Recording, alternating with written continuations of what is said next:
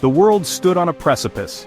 Two superpowers, the United States and the Soviet Union, faced off in the Cold War. It was a war of ideas and fear, capitalism versus communism, democracy versus totalitarianism. Each side saw the other as a mortal threat. Mistrust and suspicion clouded every interaction. Spies lurked and propaganda painted grim pictures of the enemy. Children practiced hiding under desks, believing it could save them from nuclear bombs. The threat of war was a daily reality, shaping lives and anxieties. The arms race escalated wildly, with both nations building more nuclear weapons. They called it mutually assured destruction, or MAD. If one side attacked, both would be destroyed. Civilization hung in the balance. This was the world Vasili Arkhipov knew. A world he would soon have the power to save or condemn. Any small conflict could ignite a global inferno. Proxy wars flared across the globe. Each crisis pushed the world closer to the edge. The stakes were impossibly high. The fate of humanity rested on leaders, soldiers, and sometimes ordinary men in extraordinary circumstances. Men who had to make choices that could alter history forever. The year was 1962 and tensions reached a fever pitch.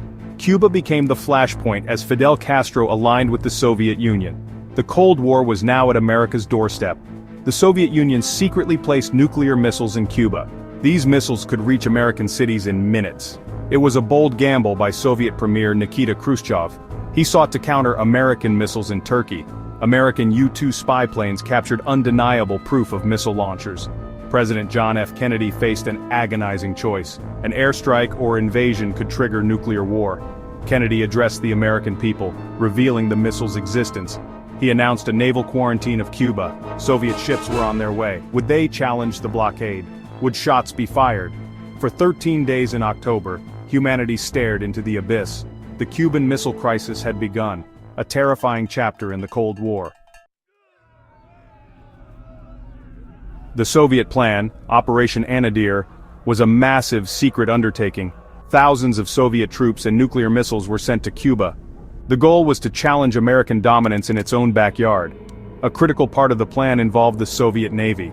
4 Foxtrot-class submarines were dispatched. Each submarine carried a nuclear torpedo, a weapon of last resort. Submarine B-59, commanded by Captain Valentin Savitsky, had Vasili Arkhipov aboard. Arkhipov was the flotilla commander. The submarines sailed into a storm of uncertainty. They were isolated, deep in enemy waters, facing an overwhelming American naval presence. The Americans hunted them aggressively, unaware of the nuclear torpedoes.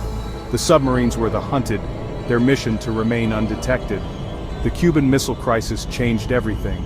The tension was unbearable. For the men in these steel coffins, the Cold War was about to become terrifyingly hot. October 27, 1962, known as Black Saturday, was perhaps the most dangerous day in history. Above the waves, negotiations were frantic.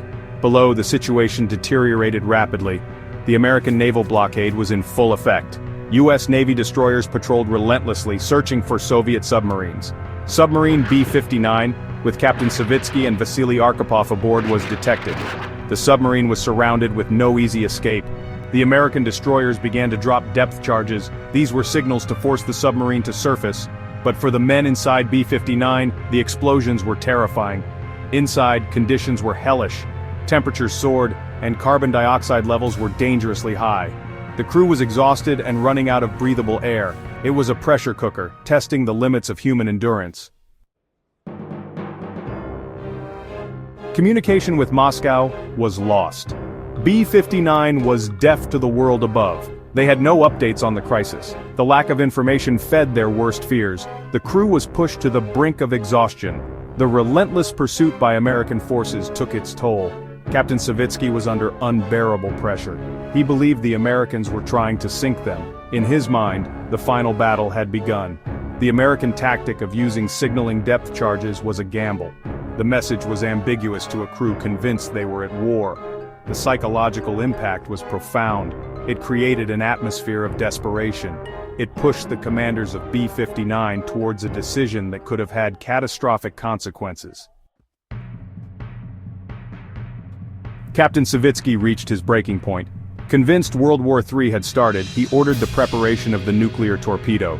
"We're going to blast them now," he reportedly exclaimed. The political officer Ivan Simonovich Maslenikov shared the captain's assessment. He gave his consent to arm and fire the nuclear torpedo.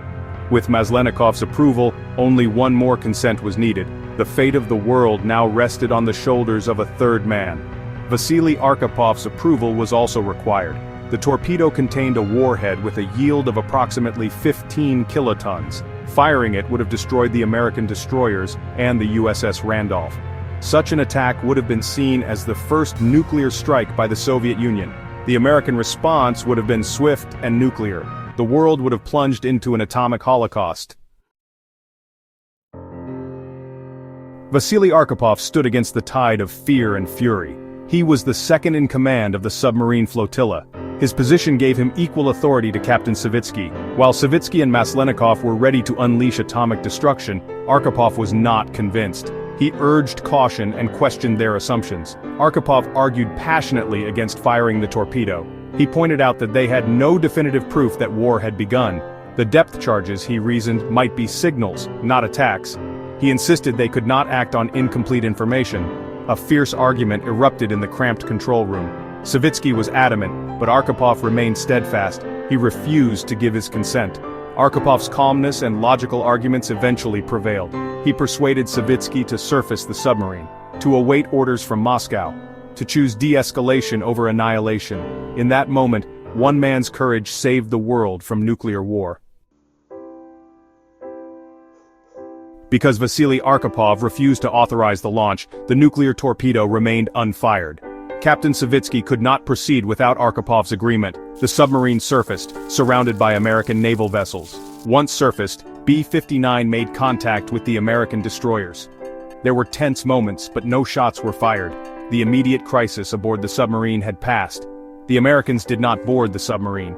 B-59, along with other Soviet submarines, was ordered by Moscow to turn back.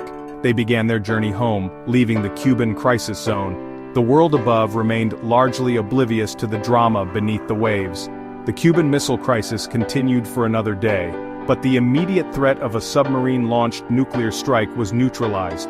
Negotiations between Kennedy and Khrushchev led to a resolution. The Soviets agreed to remove their missiles from Cuba. The United States pledged not to invade the island. Secretly, the US also agreed to remove its Jupiter missiles from Turkey. The world stepped back from the brink. For decades, the story of Vasili Arkhipov remained a secret. The world did not know how close it had come. His heroism was unsung, his contribution to peace unacknowledged for far too long. It was not until the early 2000s that Vasili Arkhipov's story began to emerge. Participants at a conference in Havana revealed the terrifying details. Former American Secretary of Defense Robert McNamara was stunned to learn of the nuclear torpedoes. The world finally learned of Arkhipov's pivotal role. Vasili Arkhipov's actions saved countless millions of lives. He prevented a nuclear exchange that would have poisoned the planet. His courage was the moral courage to stand alone, to resist the immense pressure to escalate, to choose reason over rage, peace over war. His story serves as a reminder of the human element in times of crisis. Technology and weapons create danger, but decisions are made by human beings. Arkhipov demonstrated that one person can change the course of history. Today, as global tensions rise, his story is more relevant than ever. It underscores the danger posed by nuclear weapons. It highlights the importance of diplomacy and calm judgment. His quiet heroism echoes through time, a testament to the power of a single individual to make a profound difference, to be the man who, in a very real sense, saved the world.